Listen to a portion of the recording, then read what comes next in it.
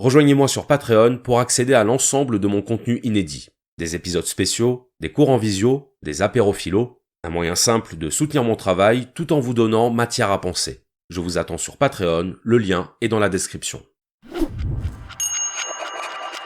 Bonjour à tous.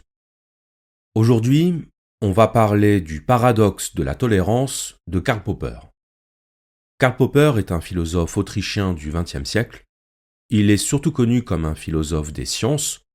On lui doit d'avoir introduit un critère fondamental dans les sciences, le critère de la réfutabilité. On en parlera dans un futur épisode. Mais il est aussi connu comme un philosophe politique, notamment grâce à un ouvrage qu'il a rendu célèbre, un ouvrage qui s'intitule « La société ouverte et ses ennemis », publié en 1945. Popper écrit son livre pendant la Seconde Guerre mondiale. En tant que juif, il est contraint de quitter l'Autriche en 1937. Il décide alors de s'installer en Nouvelle-Zélande. Et c'est là qu'il écrit ce livre qui est à la fois un essai philosophique et un manifeste politique. Manifeste politique dans la mesure où Popper y défend ouvertement des positions libérales. Et c'est dans ce livre que Popper expose son fameux paradoxe de la tolérance dont on va parler dans cet épisode. Alors avant de commencer, je voudrais tout de suite préciser deux choses. La première, c'est que si vous avez déjà entendu parler du paradoxe de la tolérance, bien dites-vous qu'il est très probable qu'on vous en ait présenté une version tronquée, une version incomplète et donc potentiellement fausse. C'est tout le problème quand on parle de sujets politiques, on aime bien présenter les choses de la manière qui nous arrange, quitte à les déformer pour les faire correspondre à ce qu'on cherche à démontrer. Donc mon travail, ça va être de vous restituer ce paradoxe dans son intégralité, de vous exposer ce que dit réellement Popper et ce qu'il ne dit pas. Et vous allez voir qu'à l'arrivée, ça change pas mal de choses. Donc restez bien jusqu'à la fin. La deuxième chose, c'est que le paradoxe de la tolérance, c'était pas du tout un élément central de la pensée de Popper. On en fait une sorte de texte fétiche, et moi-même, en lui consacrant un épisode, j'ai bien conscience que je participe à en faire un texte fétiche. Mais en réalité, ce paradoxe, c'est juste quelques lignes dans une note de bas de page. C'est pas du tout le cœur de sa réflexion. Le cœur de sa réflexion, parce qu'il faut quand même qu'on en dise quelques mots, c'est de montrer qu'historiquement, il existe une opposition entre deux types de sociétés, ce qu'il appelle les sociétés ouvertes et les sociétés fermées. Société fermée ou société close, ça dépend des traductions. Donc société ouverte, société fermée, au départ c'est une distinction qu'on trouve chez le philosophe Henri Bergson dans son livre « Les deux sources de la morale et de la religion ». Et ce que va faire Popper, c'est qu'il va remonter aux origines de cette opposition. Il va remonter jusqu'à Platon, puisque selon Popper, Platon est le précurseur des sociétés fermées, tandis que la démocratie athénienne serait la première forme de société ouverte. Et donc si on devait caractériser ces deux modèles de société, si on devait en faire la fiche technique pour ainsi dire, la société ouverte, c'est une société démocratique, libérale et égalitaire, tandis que la société fermée, c'est au contraire une société autoritaire, conservatrice et hiérarchisée. De la même façon, les sociétés ouvertes accordent une place très importante à l'individu, à la raison, au progrès, là où les sociétés fermées sont centrées sur le collectif, la religion et la tradition. Donc vous voyez qu'on a une opposition point par point. Et on pourrait prolonger la liste encore longtemps. Les sociétés ouvertes sont dynamiques, c'est-à-dire qu'elles sont favorables au changement. Les sociétés fermées sont statiques, réfractaires au changement. Les sociétés ouvertes sont portées vers l'extérieur, donc vers l'inclusion. Les sociétés fermées vers l'intérieur, l'exclusion. Et s'il fallait ajouter un dernier adjectif, et c'est là que vous allez comprendre le lien avec l'épisode d'aujourd'hui, c'est que les sociétés ouvertes sont des sociétés tolérantes, tandis que les sociétés fermées sont des sociétés intolérantes. Et donc, vous l'aurez compris, Popper prend position en faveur des sociétés ouvertes. Politiquement, Popper est un libéral, Un libéral, c'est quelqu'un qui place la liberté individuelle comme une valeur centrale de la vie en société. Et donc, quand Popper parle des sociétés fermées, de quoi parle-t-il ? Il parle des régimes totalitaires, c'est-à-dire des régimes qui répriment la liberté individuelle. Totalitaire, ça veut dire qui exerce un contrôle total sur les individus, aussi bien sur les corps que sur les esprits. Et je précise que dans les régimes totalitaires, Popper inclut aussi bien le totalitarisme de droite, le fascisme donc, que le totalitarisme de gauche, le communisme, l'Allemagne nazie et l'Union soviétique. Alors, je sais ce qu'on va me dire, que c'est pas comparable, qu'on ne peut pas mettre sur le même plan un régime qui prône la persécution raciale et un régime dont l'objectif initial était l'émancipation des travailleurs. Oui, on est bien d'accord. Mais sauf que, pour Popper, la question n'est pas celle des intentions, la question est celle des structures. Or, il relève qu'aussi bien dans l'Allemagne nazie que dans l'URSS de Staline, les structures sont les mêmes. La suppression des libertés, la soumission à un chef, le culte du collectif, l'abandon de tout esprit critique. Et surtout, ce que Popper appelle l'historicisme. L'historicisme, c'est l'idée que l'histoire est guidée par des lois inéluctables, et que donc il y aurait un destin historique des sociétés. Pour le nazisme, le destin de l'histoire, c'est le règne de la race aryenne. Pour le communisme, c'est le règne du prolétariat. Et si les sociétés ont un destin historique, ça veut dire qu'elles peuvent légitimer le recours à la violence et à l'oppression pour faire advenir ce destin, pour réaliser la volonté de l'histoire. Donc l'historicisme, c'est ça pour Popper, l'ingrédient essentiel du totalitarisme. Alors, je ne vais pas m'attarder davantage sur le contenu du livre, je vous invite évidemment à le lire si vous voulez approfondir, mais je voulais quand même donner un peu de contexte pour faciliter la compréhension de ce qu'on va dire par la suite. Et donc le paradoxe de la tolérance, c'est un texte qu'on trouve dans la 4e note du chapitre 7 de La société ouverte et ses ennemis. Et que nous dit ce paradoxe ? Il nous dit que si une société tolérante veut perdurer dans le temps, il y a une chose vis-à-vis de laquelle elle ne peut pas se montrer tolérante. Cette chose, c'est l'intolérance elle-même. Pourquoi ? Parce que tolérer les intolérants, c'est tolérer des individus qui veulent détruire la tolérance. C'est donc prendre le risque de faire disparaître la tolérance. Conclusion, une société tolérante peut tout tolérer, sauf l'intolérance. Alors évidemment, il va y avoir énormément de choses à dire. Soyez attentifs, prenez des notes si vous le voulez, et n'hésitez pas à faire part de vos réflexions dans les commentaires. La première chose à dire, c'est que ce paradoxe, il est réel. Il est réel au sens où c'est pas juste un jeu d'esprit. Un jeu d'esprit, vous savez, c'est comme quand on dit « il n'y a pas de vérité », mais dire qu'il n'y a pas de vérité, c'est déjà énoncer une vérité. Oui, d'accord. Mais bon, au-delà de la formule, ça nous dit pas grand-chose sur le fond.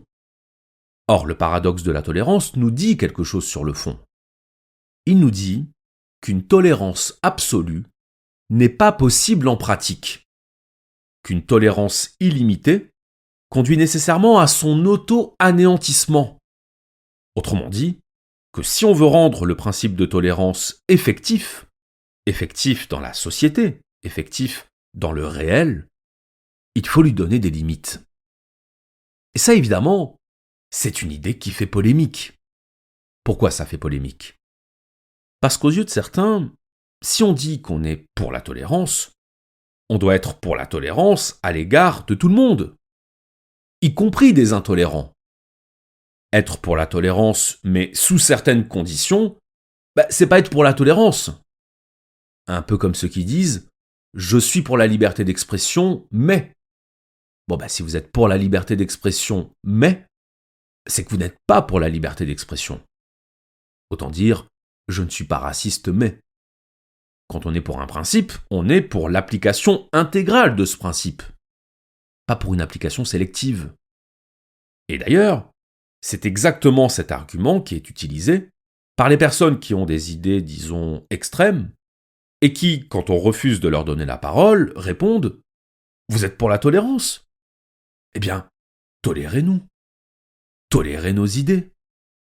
Tolérez qu'on ne soit pas d'accord avec vous. En un mot, soyez cohérent avec vous-même. Soyez cohérent avec votre propre principe. » Eh bien, c'est exactement ça, le problème posé par Popper. Faut-il, oui ou non, appliquer le principe de tolérance sans distinction? Alors, historiquement, il existe deux conceptions de la tolérance. La première conception, c'est celle qu'on pourrait qualifier d'absolutiste, à savoir une tolérance illimitée, sans restriction. Ça consiste à dire, si on est pour la tolérance, on doit tout tolérer. On ne peut pas faire de la tolérance à la carte. Donc c'est une position qu'on pourrait aussi qualifier de déontologiste, c'est-à-dire une position de principe. Le propre d'une position de principe étant qu'elle n'admet aucune exception. C'est la phrase de Voltaire, quand il dit « Je ne suis pas d'accord avec ce que vous dites, mais je me battrai jusqu'à la mort pour que vous ayez le droit de vous exprimer. » À notre époque, cette position, on la retrouve chez quelqu'un comme Noam Chomsky, par exemple. Chomsky qui a défendu la liberté d'expression de Robert Faurisson, c'est-à-dire d'un homme qui affirmait que les chambres à gaz n'existaient pas. Parce que ce qui compte pour Chomsky, ce ne sont pas les idées. C'est la possibilité de les exprimer. Chomsky a eu beaucoup de problèmes suite à cette prise de position, parce qu'évidemment, on lui a reproché de soutenir un négationniste. Et donc il a eu toutes les peines du monde à expliquer que soutenir la liberté d'expression d'un auteur, ce n'était pas approuver ce que disait cet auteur. On est sur deux plans totalement indépendants. Ça, c'est quelque chose qu'on a beaucoup de mal à intégrer de nos jours, parce qu'on a une vision politique de la liberté d'expression. Politique au sens d'orienter politiquement. Alors que la liberté d'expression, ce n'est pas une position politique. C'est une position philosophique. C'est une position qui transcende les appartenances politiques. Donc, en tant que principe philosophique, la liberté d'expression n'est pas conditionnée à des appréciations subjectives. Je vais le dire plus clairement. C'est pas à la tête du client. Être pour la liberté d'expression, c'est être pour la liberté d'expression de tout le monde. Sinon, ça devient juste une posture esthétique.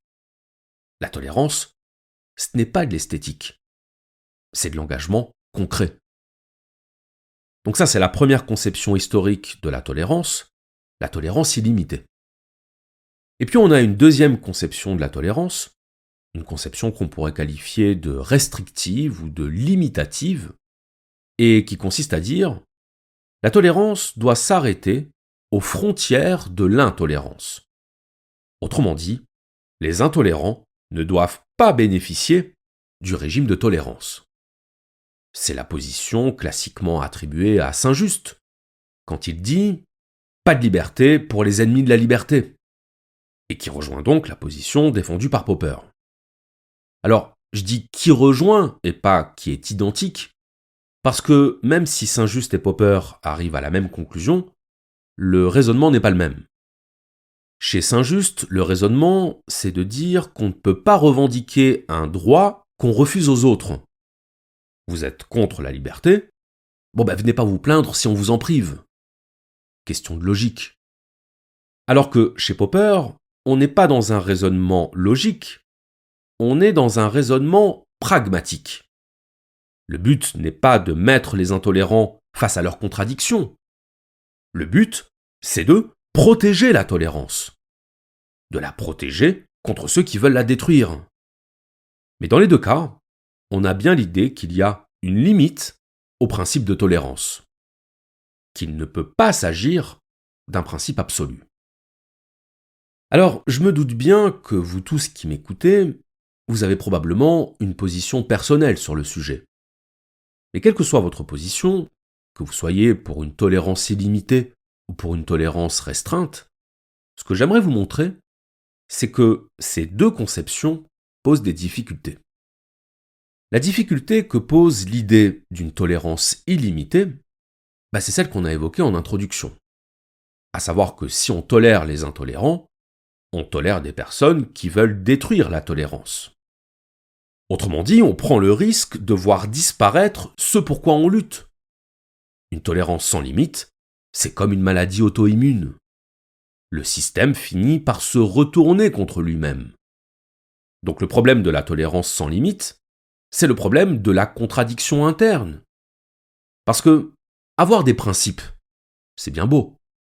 Mais si le fait de suivre ces principes va à l'encontre du but de ces principes, ça devient contradictoire. C'est le problème que soulevait saint Thomas d'Aquin, quand il disait qu'il ne fallait pas suivre la lettre de la loi, quand la lettre de la loi allait contre l'esprit de la loi. La lettre de la loi, c'est ce qui est écrit dans le code pénal. C'est ce qui est autorisé et interdit. L'esprit de la loi, c'est la raison d'être de la loi. C'est ce à quoi elle sert. Donc par exemple, si vous plongez dans un lac où la baignade est interdite, vous prenez une amende, parce que vous enfreignez la loi. Mais si vous plongez dans ce lac, parce que quelqu'un est en train de se noyer, et que donc vous faites ça pour le sauver, ce serait quand même un peu culotté de vous mettre une amende. La loi sert à protéger les citoyens. On peut interdire la baignade dans un lac pour des raisons de sécurité. Mais si quelqu'un est en train de se noyer, protéger les citoyens, c'est pas interdire de les sauver. C'est autoriser, à titre exceptionnel, d'enfreindre la loi pour mieux servir l'esprit de la loi. Et d'ailleurs, dans cette situation, c'est respecter la loi qui serait délictuel. Non-assistance à personne en danger. Donc vous voyez qu'au nom d'un principe, il peut arriver qu'on doive enfreindre la règle qui découle de ce principe. Eh bien, c'est exactement la même chose pour la tolérance. Et donc, vous vous souvenez ce qu'on disait tout à l'heure ? On disait que le fait de vouloir limiter la tolérance, c'était incohérent. Que si on était pour la tolérance, on était pour la tolérance à l'égard de tout le monde, y compris des intolérants. Eh bien ici, Popper nous montre que c'est justement le fait d'appliquer le principe de tolérance à tout le monde qui crée une incohérence. Autrement dit, que l'incohérence ne se trouve pas dans le fait de vouloir limiter la tolérance, mais dans le fait de vouloir tellement l'appliquer qu'on ne la protège plus dans la pratique. Et donc, autant l'idée d'une tolérance illimitée pouvait être qualifiée de position déontologiste, autant là, on a affaire à une position conséquentialiste. On s'intéresse aux conséquences du principe. On remplace une question abstraite, qu'est-ce qu'il faut, par une question concrète. Qu'est-ce qu'il vaut mieux ? Qu'est-ce qu'il vaut mieux dans la pratique ? Est-ce qu'il vaut mieux suivre un principe aveuglément, quitte à le voir disparaître ? Ou est-ce qu'il vaut mieux faire une exception au principe, mais au moins le sauvegarder pour tout le reste ? Donc c'est ça le problème de la tolérance illimitée, le retournement de la tolérance contre elle-même. Maintenant, quel problème y a-t-il avec l'idée d'une tolérance restreinte ? Bien, le principal problème, c'est celui de savoir qu'est-ce qu'on met derrière le mot intolérance ? Qui décide de ce qui relève de l'intolérance ? En somme, où est la limite ? L'intolérance, c'est une notion très vague, qui varie énormément en fonction de la sensibilité politique de chacun. Si vous êtes un traditionnaliste, vous n'aurez pas la même définition de l'intolérance que si vous êtes un progressiste. Du point de vue d'un progressiste, un traditionnaliste tolérant, c'est déjà un intolérant. Vous voyez la difficulté ?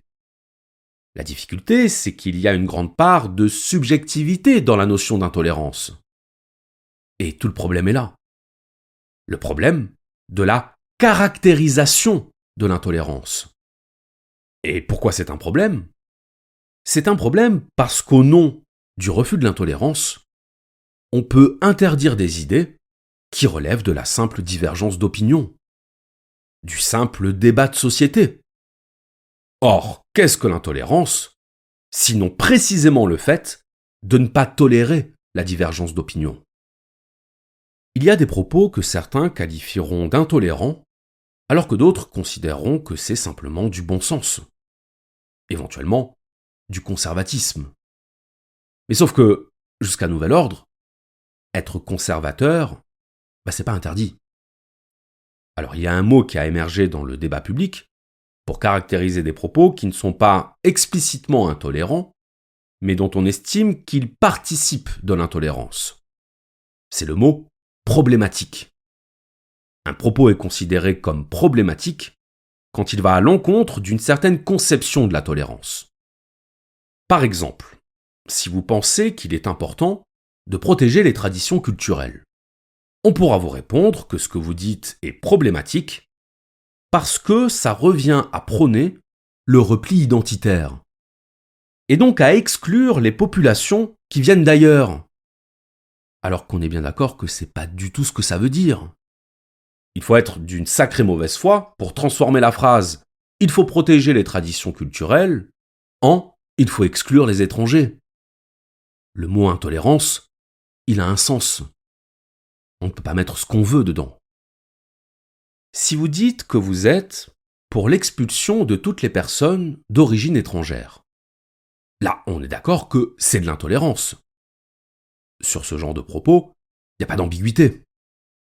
En revanche, si vous dites que vous êtes pour l'expulsion de tous les étrangers en situation irrégulière, est-ce que ça, c'est de l'intolérance?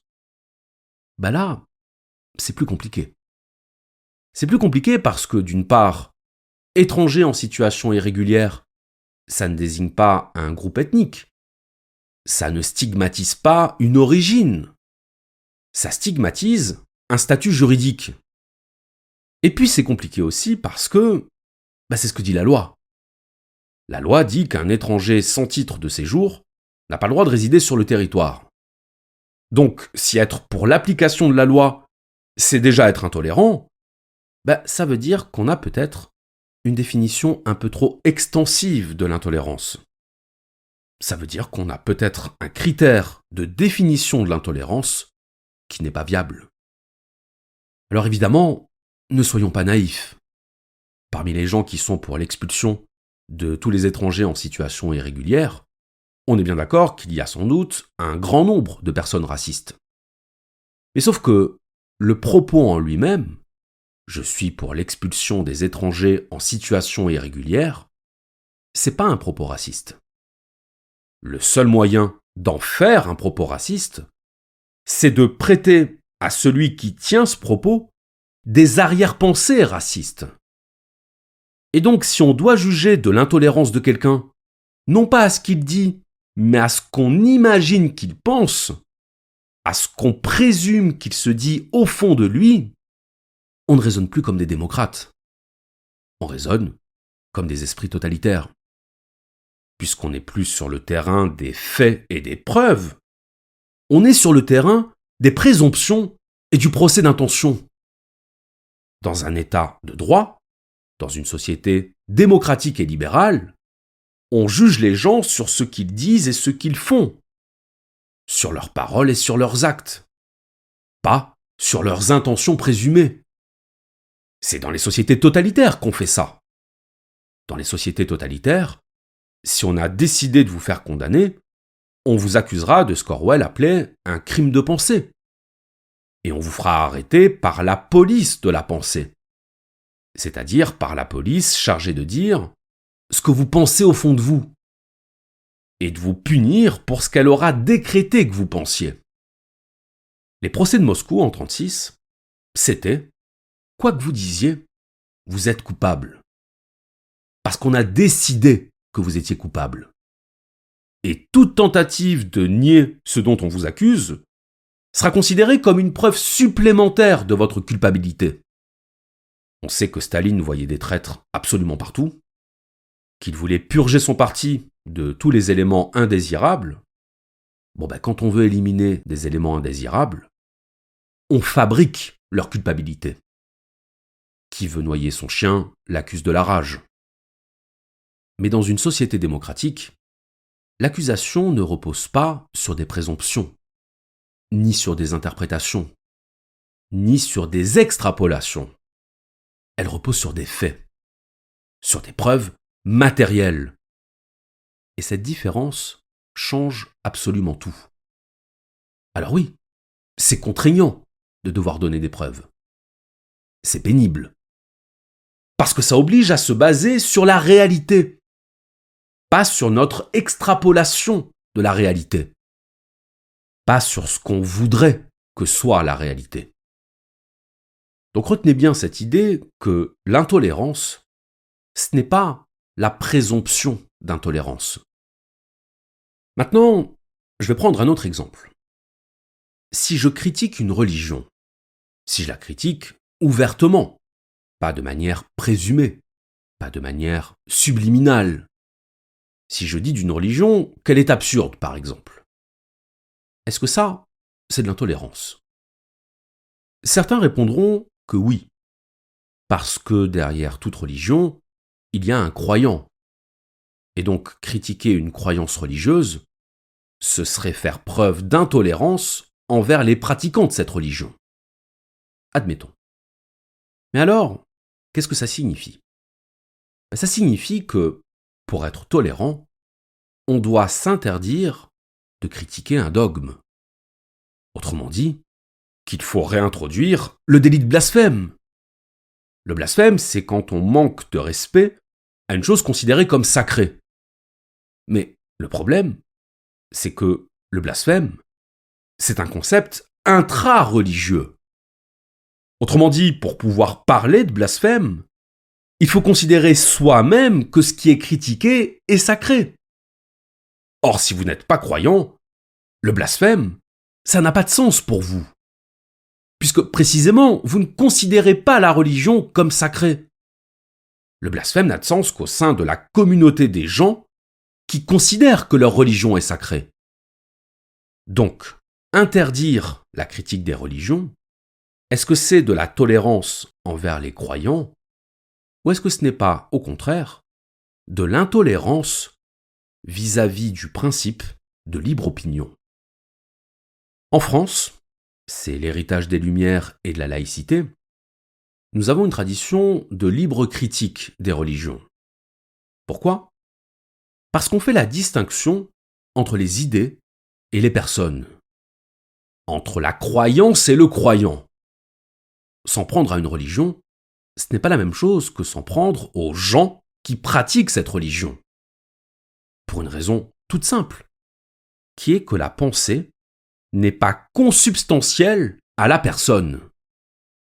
Quand une personne croit, elle n'est pas condamnée à croire ce qu'elle croit toute sa vie.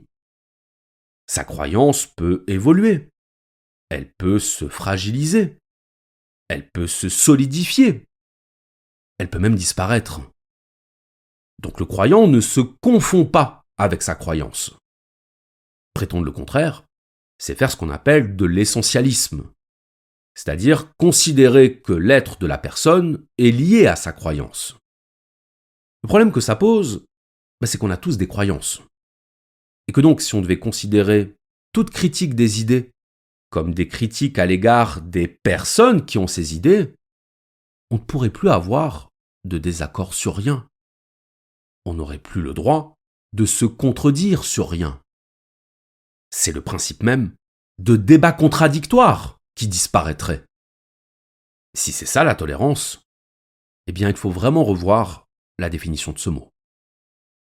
Allons encore plus loin. Imaginons que je critique une religion parce que dans cette religion, il est dit que les mécréants, c'est-à-dire les athées et ceux qui croient à une autre religion, ne méritent pas de vivre. Si je critique ça, est-ce moi qui suis intolérant? Ou est-ce que ce n'est pas le fait de dire que certaines personnes ne méritent pas de vivre qui est intolérant? Si je critique une religion, parce que cette religion dit que les femmes doivent être soumises à leur mari, ou que la théorie de l'évolution est fausse, ou qu'on a le droit d'avoir des esclaves, suis-je intolérant? Si la réponse est oui, alors ça veut dire une chose, que là encore, le mot intolérance n'a plus aucun sens. Respecter quelqu'un, ce n'est pas respecter sa croyance. C'est respecter son droit à avoir cette croyance. Et c'est cette subtilité qui échappe généralement à ceux qui pensent que quand on critique un dogme, on critique les gens qui adhèrent à ce dogme.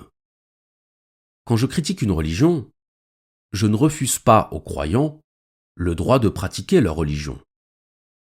Je m'autorise à dire ce que j'en pense. Parce que dire ce que j'en pense n'empêche pas les croyants de croire. Quand je critique une idéologie politique ou une certaine vision de la société, je n'interdis pas aux personnes qui adhèrent à cette vision de la société d'y adhérer. Je m'autorise à dire ce que j'en pense. Et en retour, les personnes dont je critique la vision, mais dont je respecte le droit à avoir cette vision, peuvent critiquer ma critique. Mais ils doivent respecter mon droit à faire cette critique. La tolérance, ce n'est pas s'interdire de critiquer. C'est reconnaître le droit à chacun d'adhérer aux opinions que je critique. C'est ça, la tolérance. L'acceptation du pluralisme. L'acceptation de ce avec quoi je ne suis pas d'accord, accompagnée de la possibilité d'exprimer mon désaccord. De l'exprimer dans le respect. Étymologiquement, est-ce que vous savez ce que veut dire le verbe tolérer ? Tolérer, ça veut dire supporter. Comme quand on parle de tolérance à la douleur. Donc, quand on tolère, on n'approuve pas.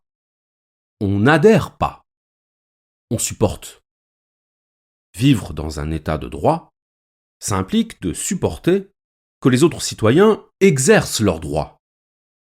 Même si ça nous dérange. Même si on a une autre conception des choses. Vivre dans une société tolérante, ça a un coût. Le coût de l'acceptation. Il faudrait des cours de stoïcisme à l'école pour nous apprendre à supporter.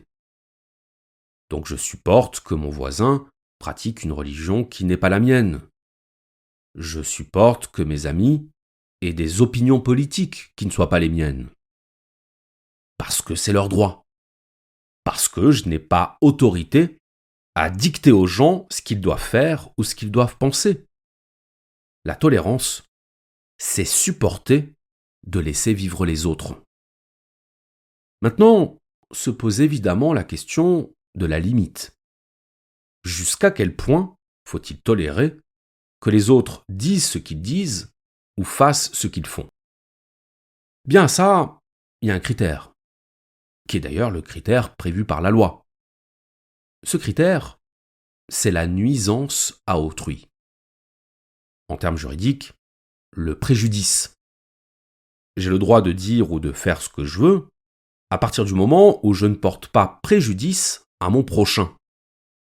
Je peux critiquer la religion de mon voisin, mais je ne peux pas l'empêcher de la pratiquer. Je peux critiquer les opinions politiques de mes amis, mais je ne peux pas les enfermer dans ma cave pour les empêcher d'aller voter. Et ça marche dans les deux sens. Mon voisin a le droit de pratiquer sa religion, il n'a pas le droit de m'imposer le respect de sa religion. Mes amis ont le droit de voter pour qui ils veulent, ils n'ont pas le droit de m'obliger à voter pour qui ils veulent. La tolérance repose sur le principe de réciprocité et de l'équilibre entre acceptation de la différence et interdiction de la nuisance. Ce qui évidemment nous confronte à une autre question. À partir de quand peut-on considérer qu'il y a nuisance ? Insulter les gens en raison de leur religion, ce n'est pas de la liberté, c'est de la nuisance. Diffamer quelqu'un parce que je ne partage pas ses opinions, ce n'est pas de la liberté non plus, c'est de la nuisance. Quand on dit qu'en démocratie, toutes les opinions ont le droit d'être exprimées, c'est faux. Il y a des opinions qui ne relèvent pas de la liberté d'expression. Quoi par exemple ? Par exemple, ce qu'on disait tout à l'heure, le racisme.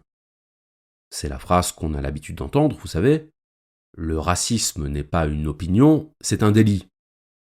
Alors, dire que le racisme n'est pas une opinion mais un délit, en réalité c'est une formule. Parce que c'est une opinion, mais c'est une opinion délictueuse. D'ailleurs, si on veut être absolument précis, ce n'est pas l'opinion raciste à proprement parler qui est délictueuse. C'est son expression. Il y a une différence en réalité entre liberté d'opinion et liberté d'expression. Vous avez le droit d'avoir des opinions racistes, mais vous n'avez pas le droit de les exprimer. Parce que dans le premier cas, vous ne causez de préjudice à personne, puisque ça reste à l'intérieur de vous, tandis que dans le second, vous causez un préjudice, puisque vous portez atteinte aux personnes visées. Donc les propos racistes ne sont pas tolérés. Idem pour les propos sexistes. Idem pour les propos homophobes. Idem pour tous les propos discriminatoires. Et pourquoi les propos discriminatoires sont-ils interdits ? Parce qu'ils constituent un préjudice moral, une atteinte à la dignité. Pareil pour la diffamation. Je rappelle qu'il ne faut pas confondre diffamation et calomnie. La diffamation, c'est le fait de tenir des propos sur une personne qui portent atteinte à sa réputation. Donc la diffamation n'est pas toujours mensongère, mais elle est toujours dégradante. C'est son but. Donc les propos discriminatoires ne sont pas tolérés, les propos diffamatoires ne sont pas tolérés, parce qu'ils relèvent de l'atteinte à la personne. Donc quand on dit que la tolérance, c'est l'acceptation du pluralisme des opinions, ça n'inclut pas les atteintes à la personne. Une critique est une opinion. Un désaccord est une opinion. Une atteinte à la personne n'est pas une opinion. Une insulte, une menace, une intimidation ne sont pas des opinions. Elle est là la frontière. À savoir que dans un cas, on exprime des idées, dans l'autre cas, on attaque des personnes. Dans un cas, on fait vivre le débat démocratique, dans l'autre, on met en péril le débat démocratique. On met en péril les conditions du vivre ensemble. Exprimer des opinions, fussent-elles choquantes, fussent-elles contraires à l'idée que vous vous faites de la tolérance, ce n'est pas ça que Popper veut interdire. Si vous prônez la tolérance, mais que vous êtes pour envoyer tous ceux qui ne partagent pas vos idées en camp de rééducation, désolé de vous le dire, mais vous n'avez pas compris ce que Popper appelle la tolérance. Si vous n'avez pas vu, je vous conseille l'épisode de South Park qui s'intitule « Le camp de la mort de la tolérance », épisode 14 de la saison 6, dans lequel les enfants de l'école sont envoyés dans un camp de redressement où on les force à faire des dessins qui reflètent la diversité. Et s'ils oublient de représenter certaines minorités, on déchire leurs dessins et on leur demande de recommencer. C'est une caricature. Mais c'est une caricature qui illustre une tendance réelle, à savoir la conception totalitaire du combat pour la tolérance. Défendre la tolérance par des moyens qui sont le propre des sociétés intolérantes, par la censure, par la répression ou par la violence, c'est la preuve d'une dissonance entre l'idéologie affichée et l'idéologie réelle. Donc Popper n'est pas pour l'interdiction des discours réactionnaires, des discours antiprogressistes, ou même des discours antidémocratiques. Il est pour l'interdiction des discours qui incitent à la violence. Il est pour l'interdiction des appels à la haine, des appels à la persécution. Les opinions radicales, les opinions extrêmes ou dissidentes, Popper dit qu'il ne faut pas les interdire, du moment qu'elles s'expriment dans un cadre rationnel. Il est là le critère de Popper, la rationalité. On bascule dans le totalitarisme quand la rationalité cède le pas à la violence, quand l'argumentation cède le pas aux menaces, quand les armes intellectuelles cèdent le pas aux armes réelles. Ce qui pose problème à la démocratie, nous dit Popper, ce ne sont pas les discours qui s'opposent à la démocratie, c'est l'irrationalisme, c'est-à-dire le refus des arguments rationnels. Ce qui pose problème, c'est quand les intolérants décident de ne plus jouer le jeu de la contradiction rationnelle et qu'il devient impossible de les contenir autrement que par la force. Popper croit dans les vertus du débat démocratique. Pour lui, c'est même ça, le moteur de la démocratie. La confrontation des points de vue. Le moteur des sociétés totalitaires étant l'uniformisation des points de vue. Les sociétés fermées sont fondées sur le principe de la pensée unique. Les sociétés ouvertes sont fondées sur le principe de la pensée contradictoire. Et pour qu'il y ait pensée contradictoire, il faut qu'il y ait libre expression des points de vue. Dans les sociétés démocratiques, on donne la parole à ses adversaires. On les laisse exposer leurs arguments. Et on leur répond sur le fond. Ce sont les règles du débat. C'est lorsque les règles du débat ne sont plus respectées, autrement dit, c'est quand on quitte le terrain de la rationalité pour s'engager sur celui de la violence, qu'il faut intervenir. Au fond, il plane sur le paradoxe de la tolérance de Popper un grand malentendu. On a voulu en faire un joker philosophique pour justifier la censure des idées intolérantes, sans voir que ce qui était condamné dans ce paradoxe, ce n'était pas tant les idées intolérantes que les comportements intolérants. Je vais maintenant vous lire le paradoxe de la tolérance dans son intégralité, en vous invitant à être attentif au passage où Popper explique bien où se situe le problème de l'intolérance selon lui, à savoir dans le refus de l'argumentation rationnelle et dans l'incitation à la violence. Je cite. « La tolérance illimitée ne peut que conduire à la disparition de la tolérance. Si nous accordons une tolérance illimitée même à ceux qui sont intolérants, si nous ne sommes pas prêts à défendre une société tolérante contre les assauts des intolérants, alors les tolérants seront détruits et la tolérance avec eux. Avec cette formulation, je ne veux pas dire, par exemple, que nous devrions toujours réprimer les philosophies intolérantes. Tant qu'il nous est possible de les contrer par des arguments rationnels et de les tenir en échec grâce à l'opinion publique, les interdire ne serait certainement pas judicieux. Mais nous avons intérêt à revendiquer le droit de les réprimer si nécessaire, même par la force, car il se peut fort bien qu'ils n'acceptent pas la confrontation d'arguments rationnels et dénoncent d'emblée toute argumentation. Ils risquent d'interdire à leurs adeptes d'écouter toute argumentation rationnelle, parce qu'elle serait trompeuse, et de leur apprendre à répondre aux arguments en faisant usage de leur poing ou de leur pistolet. Nous devons donc revendiquer, au nom de la tolérance, le droit de ne pas tolérer les intolérants. Nous devrions affirmer que tout mouvement prêchant l'intolérance se place hors la loi et considérer comme criminel l'incitation à l'intolérance et à la persécution, de la même manière que nous considérerions comme criminel l'incitation au meurtre, à l'enlèvement ou à la relance de la traite des esclaves. Dans une société où cohabitent des visions du monde différentes, des croyances différentes, des opinions différentes, il n'y a pas d'autre alternative que la tolérance. Ou plutôt si, il y en a une, le totalitarisme, la mise au pas. Dans les sociétés totalitaires, la liberté est écrasée. Parce qu'être libre, c'est se donner la possibilité de s'écarter du droit chemin, du seul chemin tolérable. Dans une société démocratique, on laisse les opinions s'exprimer. Et on ne les laisse pas s'exprimer par complaisance. On ne les laisse pas s'exprimer pour les approuver. On les laisse s'exprimer pour les critiquer, pour les soumettre à la réfutation, à la contradiction argumentée.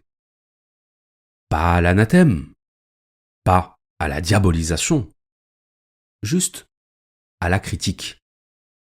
Parce que, dans une société tolérante, on supporte la critique. On supporte ce qui ne va pas dans notre sens. On ne le dira jamais assez. Tolérer, c'est supporter. Je vous remercie.